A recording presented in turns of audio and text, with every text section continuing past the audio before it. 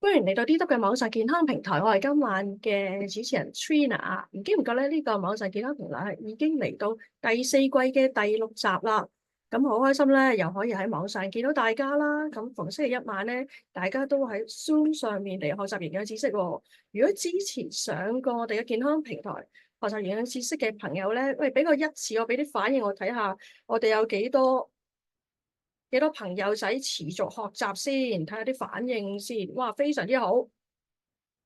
係啦，咁 DW 呢個網上健康平台係致力於推動每個家庭嘅健康啦。有一個人走出嚟去主動關心家人嘅三餐嘅營養健康啦、情緒健康啦、睡眠質量啦、生活方式啦，同埋家庭健康嘅。咁我哋每位嘅分享者咧都係健康管理員啦。咁我哋身體力行，自己去學習好營養之後咧，就改善自己啦，同埋家人嘅健康啦，繼而咧就教身邊嘅朋友健康啦，同埋推動呢個健康教育嘅，非常之好啊！咁而喺好多嘅健康問題當中咧，我哋咧就做咗一個少少嘅民意調查啦。咁而今期咧，我哋有10個題目咧，都係比較多朋友會想關注嘅。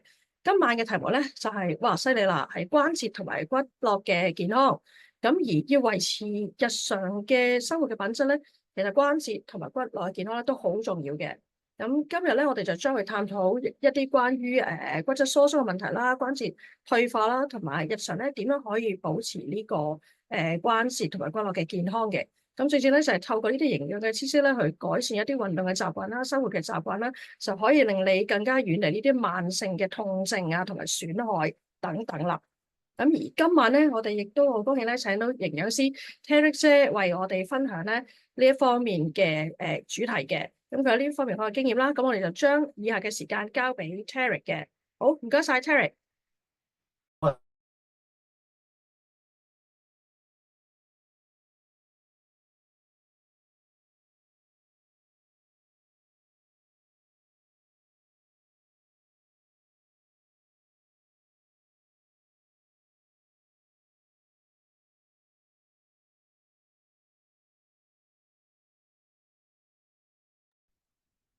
就冇多畫面。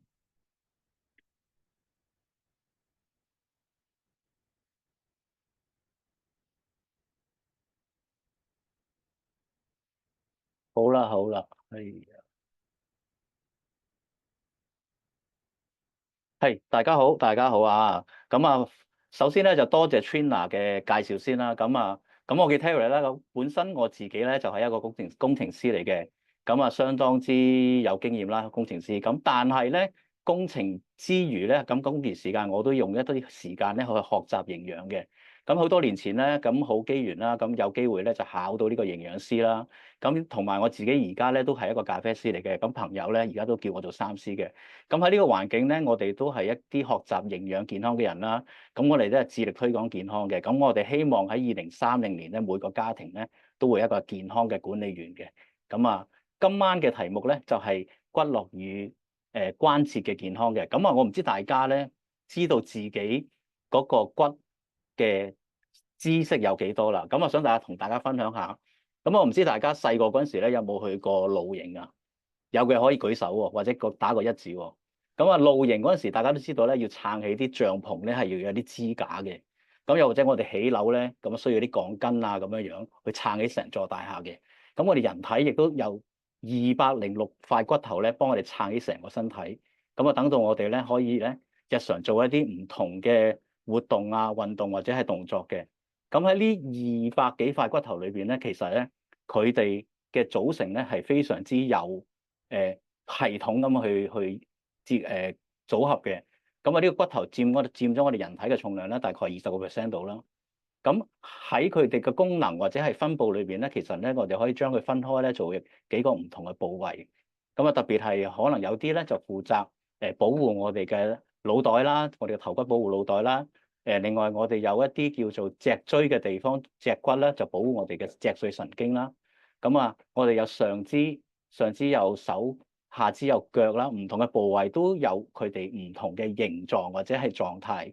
咁呢啲骨咧，分別就散佈喺唔同嘅地方，各有各自己嘅個功能嘅。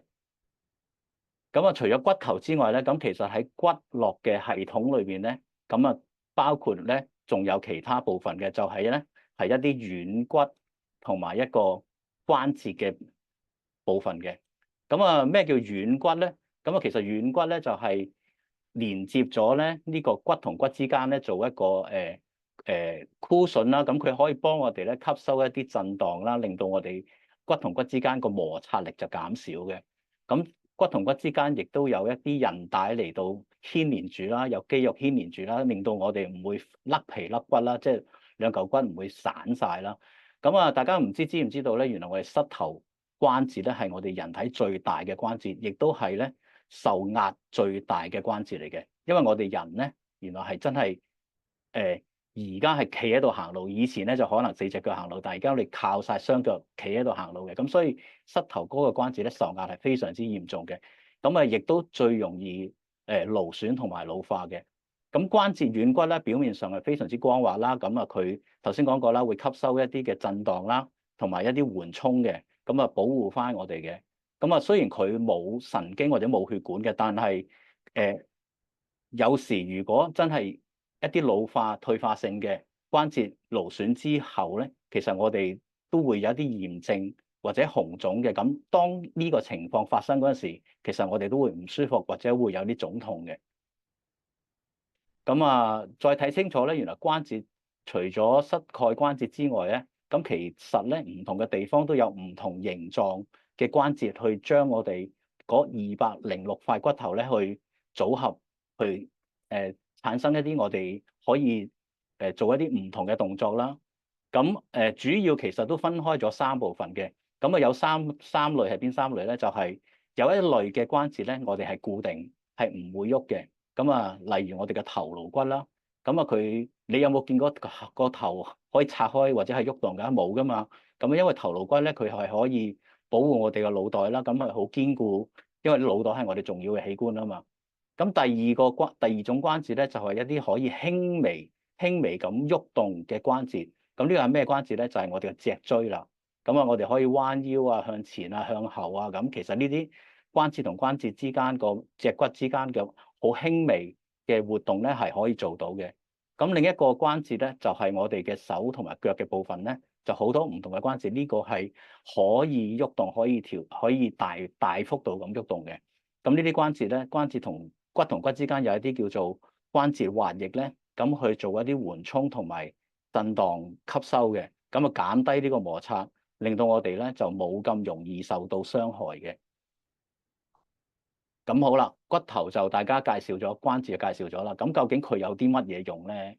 咁啊，左邊睇到第一係支撐，第二係保護，第三靈活運動。其實佢都係有息息相關嘅。咁頭先提過啦，骨頭同埋關節就係可以配合嚟支撐我哋嘅身體啦，保護我哋一啲重要器官啦，同埋令到我哋可以好靈活咁做出一啲唔同嘅動作啦，配合埋肌肉啦、韌帶、關節咧。咁其實你有冇試過可以做下啲運動，例如係游水啊、跑步啊、行山啊？咁啊，甚至咧，如果日常工作或者日常個活動裏邊啊，有冇試過追巴士咧？咁其實咧都係喐緊我哋嘅關節，用緊我哋嘅關節嘅。咁啊，右邊4儲存、5造血或者6嘅免疫咧，咁我哋可能忽視咗原來我哋嘅骨頭咧，其實原來都有佢自己嘅功能。咁啊，我哋有時都真係會忽略嘅。咁啊，佢儲存啲咩咧？大家知唔知道咧？咁啊，儲存咗原來真係裏邊咧，原來有啲鈣啦、磷啦、鎂係儲存喺大部分嘅骨頭裏邊嘅，同埋牙齒裏邊嘅。咁啊，又唔講唔知喎，原來鈣原來都有1%咧係儲喺我哋嘅血裏邊嘅喎。咁血鈣裏邊1%嘅水平嗰個平衡咧，其實係對我哋相當之重要嘅喎。咁啊，血鈣有咩用咧？咁啊，可以咧調節我哋嗰個神經啦，令到我哋神經傳導係好啊。另外亦都會咧保護我哋嘅心臟功能同埋凝血嘅效果嘅喎。咁啊，當呢個血鈣失去平衡之後咧，其實咧都會有啲情況會出現嘅。咁啊，骨髓裏邊咧就有個造血嘅功能嘅，大家都唔知，可能真係會忽略咗嘅。咁啊，我哋裏邊有好多造血，包括血小板啊、紅血球啊，咁其實原來都喺個骨髓裏邊發生嘅工作嚟嘅。咁啊，另外喺骨髓裏邊，我哋都會產生一啲叫做 T 淋巴細胞或者 B 淋巴細胞，呢啲同我哋免疫咧，其實都有好大嘅功效嘅。咁啊，常見嘅退化性關節炎有啲咩地方咧？咁啊，其實喺呢張圖睇到咧，我哋通常都會有時我哋會頸梗膊痛啊、腰痛啊、手指啊、腳趾啊，咁其實呢啲地方都係一啲我哋比較喐動得多嘅地方，我哋用得多嘅地方，咁就容易出現一啲問題嘅。咁啊，好多人咧就話30歲係我哋人鈣嗰個高峰期啊，即係我哋一定係夠鈣，而30歲之前，咁30歲之後咧，嗰個鈣流失就會開始增加㗎啦。咁啊，呢個亦都係個事實嚟嘅。咁啊，男性咧每年咧會用係0.3%咧嘅速度咧下降去流失嘅。咁啊，女士就0.5喎，呢個千祈要小心啦。咁啊，有啲因素咧，我哋可以控制；有啲因素我哋唔可以控制嘅。咁啊，性別年齡我哋唔可以控制啦。咁但係有啲可以控制嘅就係，當我哋如果補充到足夠嘅鈣，令到佢流失減低，令到我哋做多啲運動，令到佢嗰個退化減少，或者我哋喺生活飲食上面做一啲調節，戒煙戒酒，或者係唔食一陣間我哋會講到嘅太鹹或者係太甜嘅食物，呢個生活改變咧，呢啲係我哋可控嘅因素，其實都可以保護到我哋骨節、我哋骨骼同埋關節嘅健康嘅。好啦，咁啊，如果你想知道你個骨骼健唔健康咧，其實有啲測試咧你可以去做嘅，咁亦都可以揾翻介紹你嚟聽呢個講座嘅朋友咧，做翻約一個時間做一個骨嘅測試。咁啊，見到有個分數喺左邊咧，就係如果你嘅分數係喺-1，大過-1嘅，咁你都係屬於骨質正常、骨質良好嘅朋友。如果係細過-1嘅，就要小心啲啦，可能你個骨質個密度開始減低啦，咁令到個骨質流失開始出現啦。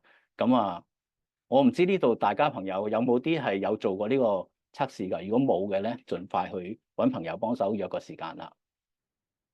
咁另外骨嘅退化或者關節嘅退化咧，除咗係一啲正常年紀或者係運動或者係喐動用得多之外咧，其實咧亦都會有一啲係關於係有啲痛風性或者係類風濕性嘅。咁啊，咩叫痛風性咧？痛風性主要其實都係同你嘅飲食係有關係嘅。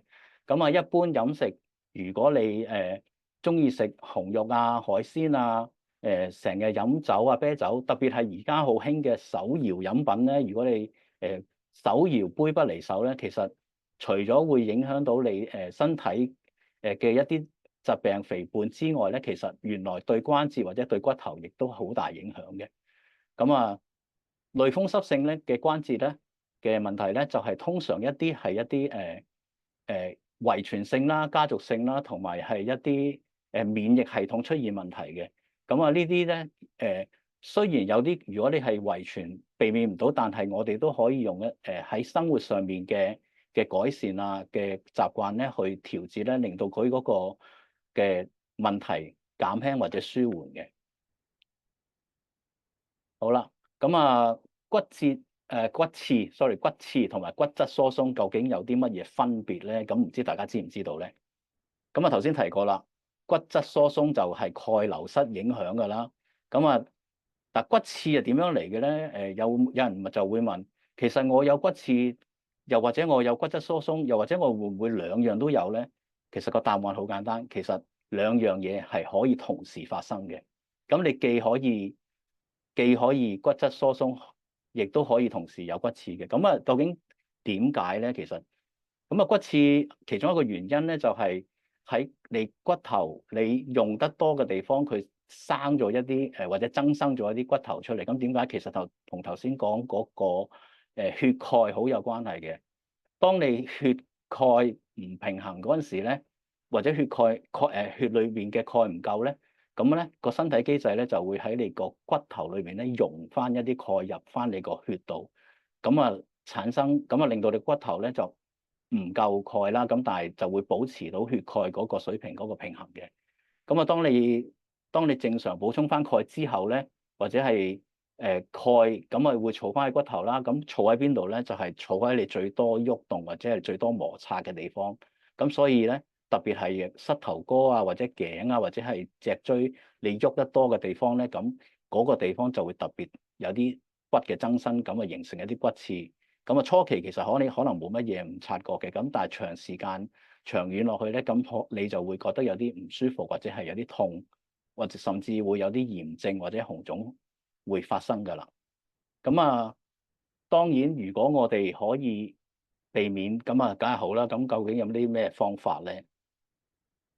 咁啊，其實喺唔同嘅風險群裏邊咧，其實我哋保持翻一個良好嘅體重啦，良好嘅飲食習慣咧，其實咧就可以改善到大大嘅關節問題，特別係我哋嘅膝關節啦。如果你負重冇咁多嘅，你個人輕啲嘅，咁其實佢就唔會咁多勞損、咁多壓力啦，咁啊會減低個傷害啦。咁啊，隨住年紀大啦，咁啊，或者係之前有一啲叫做受過傷啦，令到個韌帶損傷加速老化啦，咁亦都係一個關節常見嘅問題嘅。咁啊，特別停經後嘅女士啦，亦都係容易骨質疏鬆啦，或者係生完 BB 咁啊，成日都話啲鈣咧俾 BB 食晒。咁啊。所以孕婦喺孕期嗰陣時要多啲補充鈣咧，令到自己嗰個鈣嘅銀行係儲得夠嘅。咁啊，如果你發覺喺呢啲時間你有啲症狀或者係出現嘅咧，其實都要小心㗎。行樓梯嗰陣時會唔會有咳咳聲啊？覺得痛啊？平時踎低都會痛啊？或者係條腰啊無啦啦坐下又話呢樣痛，左邊又痛，右邊又痛。咁啊，行路以前可以行好遠嘅，可以尖沙咀行到九龍旺角嘅，咁但係而家可能尖沙咀行到油麻地已經頂唔順㗎啦。咁啊都要留意下啦。咁啊，退化性嘅關節炎其實佢潛伏期係相當之長嘅。咁係好多時咧，我哋喺啲唔明顯嘅時間係好難察覺嘅。咁當你察覺嗰陣時咧，其實已經係去到一個比較中段嘅階段咧。咁其實唔係話冇得係逆轉，但係我哋要作出一啲改善咯。咁啊，當你痛出現問題嗰陣時，就千祈唔好死忍啦。咁啊，要病向痛嗰度醫啦。咁啊，點樣預防咧？咁啊，預防關節退化其實都唔難嘅。咁啊，我哋保持良好嘅體重啦，唔好增加我哋關節嘅負擔啦，同埋建議咧保持呢個體重嘅壓力啦、心理嘅壓力啦，定期做一啲運動啦。咁啊，一陣間我哋會介紹到咧，例如係游水、跑步啊，又係游水、步行啊，踩下單車呢啲強化肌肉嘅運動，一啲支撐關節、改善關節靈活嘅性嘅。咁啊，喺飲食方面多啲攝取呢個鈣啦、維他命 D 啦，或者係一啲抗氧化嘅營養素啦，亦都係有幫助維持關節嘅骨骼關節嘅健康嘅。咁啊，避免做一啲太過激烈嘅活動啦，或者係運動上面注意下安全啦，避免一啲係容易跌倒或者碰撞嘅動作啦。咁啊，特別提到咧，就係我哋平時譬如要保持一個良好嘅站姿或者良好嘅坐姿啦。咁啊，因為唔正確嘅坐姿或者站姿，其實都會影響我哋嘅骨嘅形態，或者係容易一邊受壓多，其實都會產生一啲摩擦同埋勞損嘅。咁啊，避免拎一啲重嘅嘢啦。咁如果真係要搬運一啲重嘅嘢，我哋可能真係揾多個人幫手啦，或者揾一啲儀器輔助啦。咁啊，呢啲運動其實我唔知大家咧係咪經常都會做，或者係間唔中做下。其實呢啲活動，游下水、踩下單車、做下呢個太極或者係一啲舒展拉筋嘅動作，其實對關節或者係骨骼咧，其實健康咧都好大幫助嘅。咁啊喺食物方面咧，其實我哋可以喺日常生活裏邊可以簡單揀一啲。其實呢度見到咧有蘋果啦，有栗子啦。咁其實點解呢啲食物可以幫助我哋可以延緩或者防止呢個骨質疏鬆咧？其實蘋果裏邊含有好強嘅抗氧化劑啦、維他命 C 同埋一啲膳食纖維，佢都係可以維持我哋骨骼嘅健康。特別係維他命 C 有助我哋咧，其實將蛋白質咧嘅骨膠嘅膠原蛋白嘅合成嘅。咁啊，要合成膠原蛋白，當然你除咗維他命 C 之外，你要補充足夠嘅蛋白質啦。咁啊，栗子裏邊咧就有好豐富嘅維他命 C 啦、鉀、鎂同埋磷啦，呢啲礦物質都係有助我哋嘅骨同埋鈣嘅。咁啊，特別係鎂同埋磷呢兩種物質咧，喺骨骼嘅形成同埋維持嗰度咧，特別有功效嘅。咁啊，另外有啲南瓜啦，或者含有呢個豐富嘅 β 胡蘿蔔素啦、維他命 A 同埋鉀啦，咁亦都可以幫助我哋骨骼正常嘅發育、維持同埋生長嘅。咁啊，預防骨質疏鬆。咁啊，菠菜啦，菠菜亦都含有豐富嘅維他命 K 啦、鈣、鎂。咁呢啲營養素其實都係一啲對我哋身體裏邊個鈣質嘅吸收同埋骨骼嘅健康係好大幫助嘅。咁喺四大飲食補骨裏邊咧，其實頭先都提過啦。第一就係適量嘅蛋白質啦。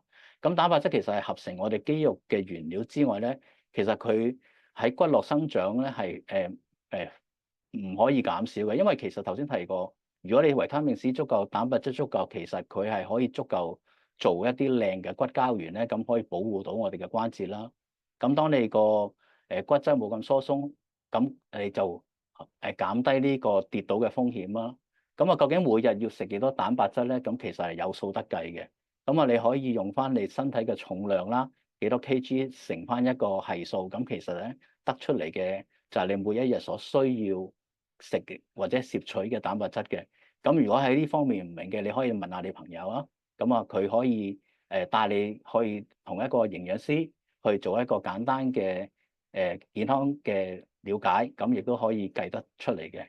咁第二咧就係鈣啦。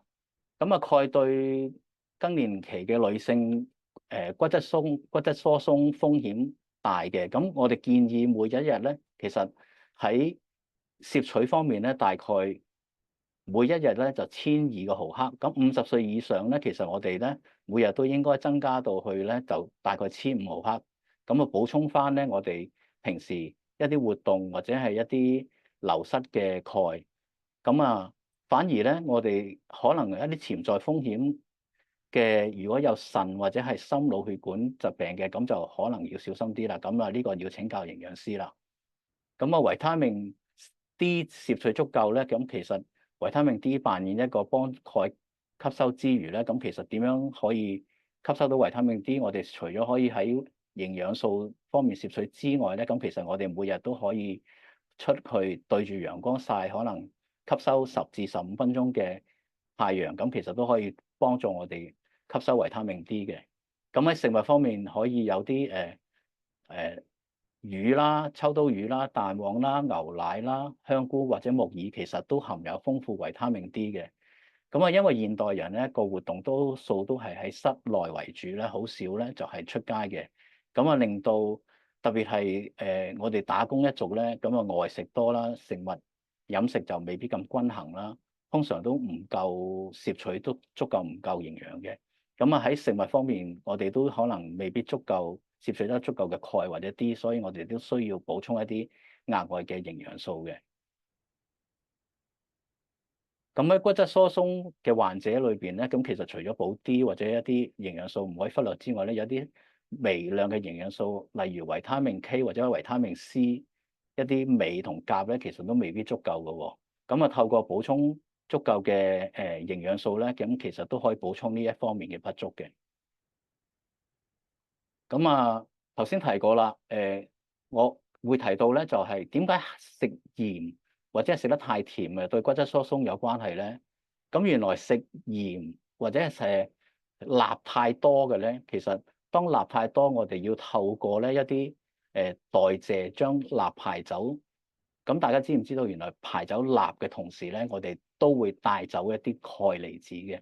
咁啊就係因為咁樣咧，所以我哋鈣無形中咧就其實就隨住我哋一啲鈉離開咗我哋身體，咁令到我哋個鈣就減少。咁呢個亦都係我哋鈣流失嘅其中一個原因嚟嘅。咁當你每攝入或者係攝取100克嘅微克100毫克嘅鈉咧，咁其實身體會流失1.4毫克嘅鈣嘅。咁啊，呢個係有數得計嘅。咁希望咧，大家咧就喺食物烹調或者係調味嗰陣時，盡量都係少鹽啦。咁另外喺甜食方面咧，咁啊呢啲見到都大家都好想食啦，啲麵包，但係大家知唔知道麵包裏邊其實係好多糖分㗎？咁啊，另外頭先提過嘅手搖飲品啦、珍珠奶茶啊，或者啲乳酪優格啊、雪糕啊，咁其實都含有好多唔同程度嘅糖分。咁呢啲糖其實咧，咁佢點解對我哋身體個鈣有影響咧？令到我哋骨質疏鬆咧？其實咧喺甜或者糖過多嗰陣時，其實會有一個叫做糖化嘅綜合物會產生咧，咁樣令到我哋咧個身體咧容易或者啲骨容易糖化嘅。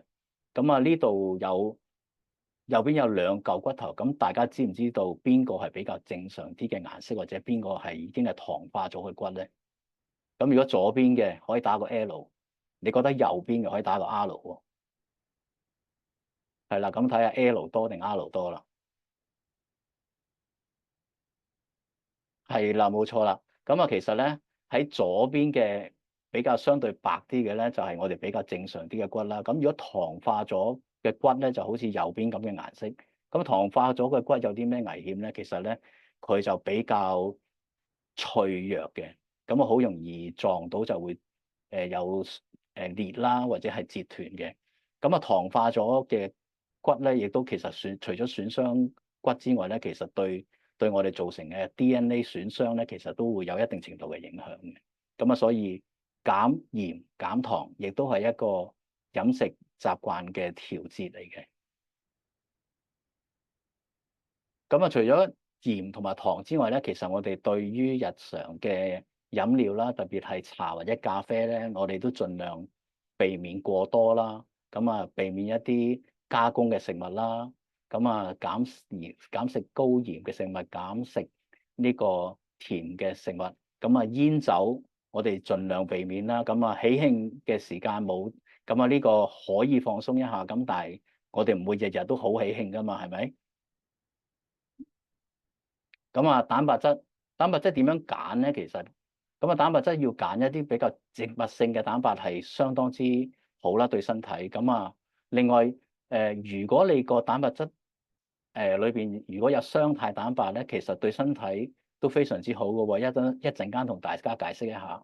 咁啊，特別係如果有玻尿酸嘅蛋白質咧，咁啊保護我哋骨頭軟骨嘅磨損咧，或者係可以幫助我哋潤滑關節嘅。咁啊，點解雙肽蛋白對我哋比較好咧？其實原來做過一啲研究或者係實驗嘅。咁喺兩個唔同嘅群組裏邊咧，我哋用咗一啲50歲至70歲嘅朋友咧去做過一啲測試嘅。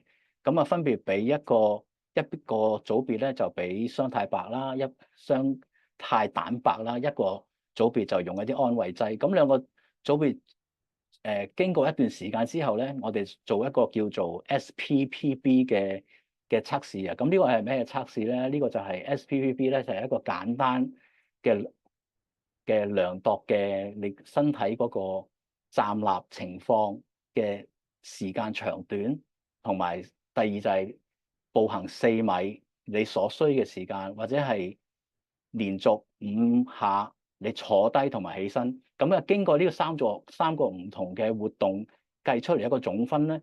咁如果你嘅總分係10至12咧，即係你都算係行動正常，你嘅骨骼都非常相對健康嘅。咁如果係0至9分，咁就有少少能力上面嘅障礙，咁需要留意下啦。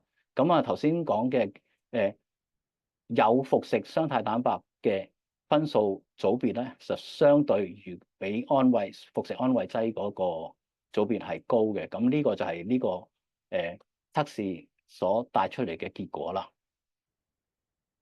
咁啊，鈣鎂 D 啦，亦都係頭先提過係幫助我哋骨骼發展係一個好好嘅營養素啦，亦都係我哋骨骼構成嘅主要部分啦。咁啊，我哋點揀啊？當然要揀一啲嚟自海藻鈣啦、冇污染嘅地方出嚟嘅天然植物啦。咁啊，佢除咗預防骨折、骨骼嘅健康之外咧，佢亦都同我哋同時間預防我哋嘅心臟病啦、糖尿、夜尿同埋降低我哋嘅膽固醇嘅。咁啊，一舉兩得啦。咁啊，奧米加3啦。咁啊，頭先提過關節如果老化出現紅腫或者係壓力，其實唔多唔少都有啲炎症會發生喺裏邊嘅。咁啊，奧米加3脂肪酸咧，除咗佢可以幫助我哋有 EPA、DHA 呢個兩個好好嘅對心腦血管健康嘅組合部分之外咧，咁其實佢都可以幫我哋舒緩相當程度嘅炎症嘅。咁啊，有幾個迷思想同大家分享下啦。咁啊，究竟我係咪應該痛先有問題咧？咁啊，其實就唔係嘅。咁啊，關節勞損係日積月累嘅。咁啊，大家千祈唔好等到咧痛先至去注意。咁啊，應該喺事前咧就及早做好保養，避免呢個惡性循環。當肌肉減少嗰陣時，關節液流失嗰陣時咧，其實可能已經係去到一個比較嚴重嘅時間啦。咁啊，關節問題係咪可以逆轉咧？咁啊，其實隨住年紀增長咧，關節退化嘅機率會增高啦。咁啊，喺呢個每個人可能經歷嘅程度都唔同嘅。咁如果我哋因為姿勢不良嘅關節損傷或者係退化嘅手部關節或者係腳部關節咧，其實影響我哋正常嘅生活嘅。咁我哋唔係要等到損傷嗰陣時冇辦法逆轉咧，先至去彌補嘅。咁啊，要及早預防啦，延緩呢個退化及改善呢個關節問題。咁係咪長者先有呢個關節問題咧？咁啊，當然答案唔係啦。咁啊，特別係因為呢個唔係長者嘅專利嚟㗎嘛。咁其實我哋關節係特別係一啲長時間做重複動作嘅朋友咧，其實佢嗰個勞損可能係比一個長者係嚴重得多嘅喎。例如我哋係長時間要企啦，或者係行啦，或者係做一啲舉例係可能係廚師啦，佢會做一啲連續性循環性嘅，譬如拋鑊嘅動作啦，個手腕會勞損得好快啦，咁樣樣。其實所以呢個唔係一個長者嘅專利嚟嘅。咁啊，避免過度使用關節呢個梗係啦。咁啊，盡量少喐就唔會痛。咁啊，大家都知道呢個關節嘅腫痛咧，除咗一啲急性或者經常性重複動作引起之外咧，佢亦都其中一個原因可能係因為肌肉同埋關節液減少嘅。咁啊，身體支撐力下降，咁啊軟骨容易磨損啦，咁啊進一步加劇嗰個關節問題。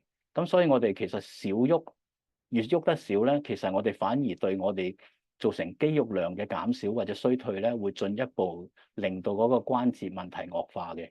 咁所以喺適當嘅活動嗰陣時，我哋會容易咧可以咧避免咗呢個關節嘅老化，同埋我哋嘅加強我哋嘅筋腱嘅健康啊，肌肉嘅健康，其實可以反而保護翻我哋嘅關節或者骨骼嘅。咁啊，當關節出現問題嗰陣時，係咪一定要換咧？咁啊唔一定嘅喎。咁啊，如果你係輕微嘅退化，咁你透過一啲積極改善或者預防，咁啊去到控制咧，咁其實可以咧將嗰個問題減慢啦，同埋甚至係可以有逆轉嘅好處嘅。咁啊，去到呢度咧，咁其實我嘅分享係到呢度啦。咁啊，好多謝大家。咁我將個時間交翻俾主持 Trina。好啊，好啊，多謝晒 Terry 嘅詳細同埋專業嘅分享啦。哇，原來導致關節同埋骨骼嘅唔健康嘅因素咧，係因為營養失衡啦，或者身體缺乏咗一啲所需嘅營養素啦，同埋啲必須嘅礦物質喎。咁所以咧，我哋今日咧就學識咗啦，要控制我哋身體攝取嘅鹽分啦，同埋糖分啦，同埋更加係要補充一啲適當嘅營養素，例如蛋白質同埋鈣質等等嘅。咁今日大家都收穫滿滿啊！係咁，最重要咧就係大家要知道咧，健康係需要管理，管理咧係需要知識嘅，真係。咁我誠意咧推介大家咧報讀我哋嚟緊嘅實體營養班啦。咁嚟緊咧星期四係5月8號嘅星期四啊，記清楚呢個日子啦。係5月8號嘅星期四咧，我哋就有一課營養課咧係專係講脂溶性維他命嘅。咁原來咧，日常嘅生活中咧，我哋係需要唔同嘅脂溶性維他命啦。咁究竟咧，佢哋對人體有啲咩功效啊？我哋要學多啲，就可以更加好咁改善自己嘅身體，同埋更加健康啦。咁同埋最重要咧，就係咧實體嘅營養課之後咧，仲可以大家同學咧互相分享下學習嘅心得喎。你話幾好咧？係咪？咁另外咧，亦都鼓勵大家聯絡翻今日介紹你嚟上嚟聽呢個 Zoom 嘅朋友，安排同你做翻一個營養嘅諮詢，等你更加了解自己嘅生活習慣啦、飲食習慣啦，同埋健康嘅情況，咁等佢可以俾多啲更好嘅建議俾你改善健康嘅。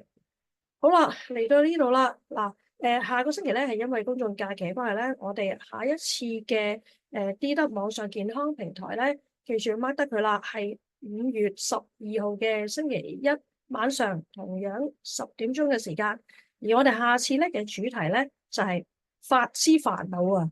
哇，大家身邊咧有冇啲朋友咧係成日為呢個3000煩惱絲而有困擾噶？